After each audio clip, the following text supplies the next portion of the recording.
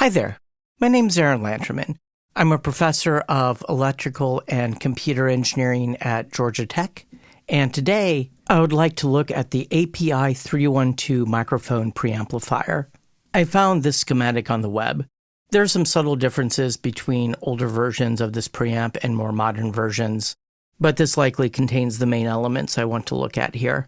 I wanted to begin our study of mic preamps here because this is one of the simplest designs you can have. You have an op-amp in the middle that's operating in the non-inverting configuration, providing the main gain, an input transformer that's going to provide a little bit of gain, and an output transformer that's going to provide a little bit of gain. And the input and output transformers handle the unbalancing of the input and the balancing of the output. You'll see the power supply up here. The 12.5 microfarad, that's highly specific, capacitors are providing filtering for the power rails, and the diodes are reverse power protection. R4, the 5.1K resistor here, and C5, this 220 picofarad capacitor, form what's called a Zobel network. This is to compensate for some non-ideal effects in the transformer. Real-world transformers depart fairly heavily from their ideal versions. This input transformer here may have resonances resulting in undesired overshoot effects, and the Zobel network helps dampen that kind of ringing. I'm going to ignore this Zobel network in my analysis. For now, I'm going to ignore C4, this 120 puff capacitor, but I'll come back to it later.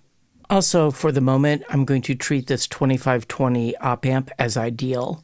If you're not familiar with basic op-amp circuits, I recommend checking out this video I did titled 3 op-amp circuits all electrical and computer engineers should know by heart.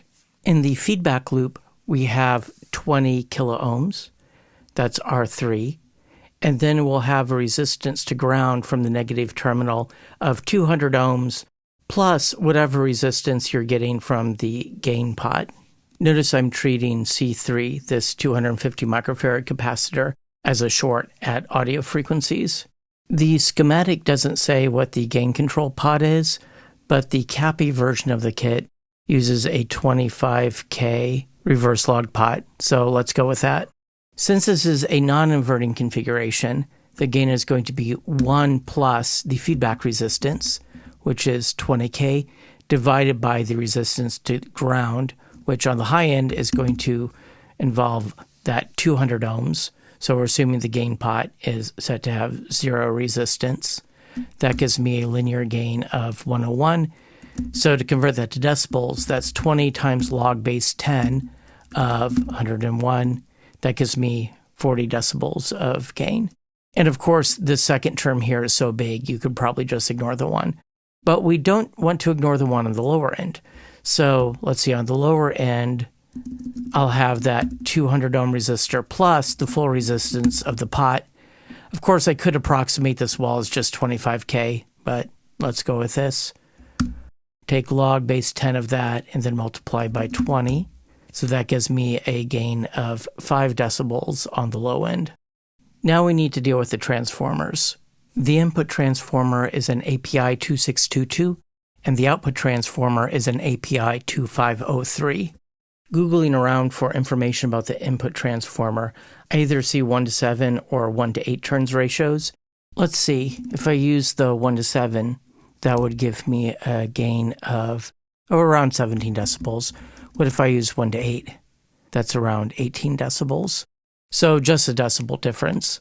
I should mention that this transformer offers the option to wire it so that you get half the turns ratio, aka half the voltage gain, on a linear scale. The output transformer can be wired to give turns ratios of 1:1, 1:2, or 1:3. Going with 1:3, that's 9.5 decibels of gain. Okay, so on the high end, I have 40. Let's go with this 1:7 for the input transformer, plus 16.9, plus this here, giving me a total gain of 66.5 decibels. And computing that on the low end, let's see, that was 1.7937. That's around 28 decibels. So between 28 and around 67 decibels. And let's see, API advertises 69 decibels of max gain for their modern reissue, so I'm in the ballpark. I want to talk about gain bandwidth product. So let's look at this EC3050 Analog Electronics page created by my colleague Marshall Leach. 3050 is the older number for what's now called EC3400. And I want to scroll down to where it says frequency response of non-ideal op amps. So I would recommend everyone check out this PDF. It turns out that in the inverting amplifier configuration, the gain bandwidth product of the inverting configuration is less than the open loop gain bandwidth product of the op amp. But for the non-inverting configuration, like we have in this mic preamp, the gain bandwidth product for the non-inverting configuration is the same as the open loop op amp gain bandwidth product. The datasheet for the 2520 operational amplifier says it has a gain bandwidth product of 50 megahertz. I would be much happier if they used a capital M here. Anyway, let's take 50 megahertz divided by 101, which was the gain from the op amp. Let's see, that gives me a bandwidth of 495 kilohertz. And that's at maximum gain. At lower gains, we would have a bandwidth even higher than that. So whatever high frequency roll-off you're getting from this preamp is not from the op amp itself. Now, I promised I would talk about the capacitor in the feedback loop here. That will turn this into essentially a low-pass filter. Let's see what the cutoff frequency associated with that is. 1 divided by 20 k ohm times 120 picofarad, that's e to the minus 12.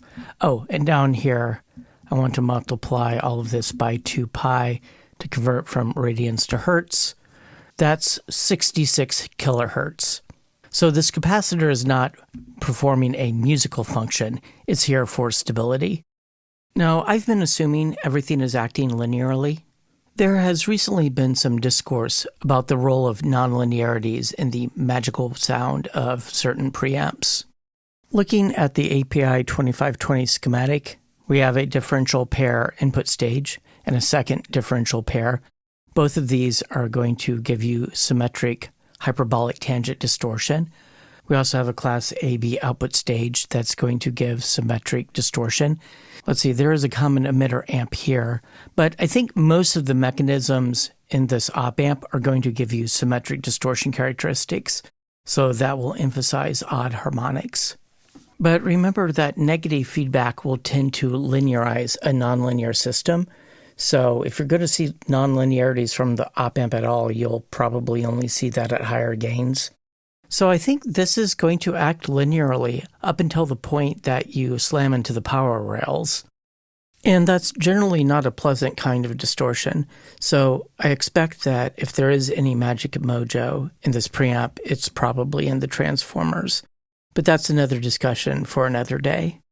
You know, it would be interesting to make a little adapter board for the standard 5534 integrated circuit operational amplifier that would adapt it to the pinout of the 2520 and just swap it in and listen to it and take some measurements and see what difference it makes.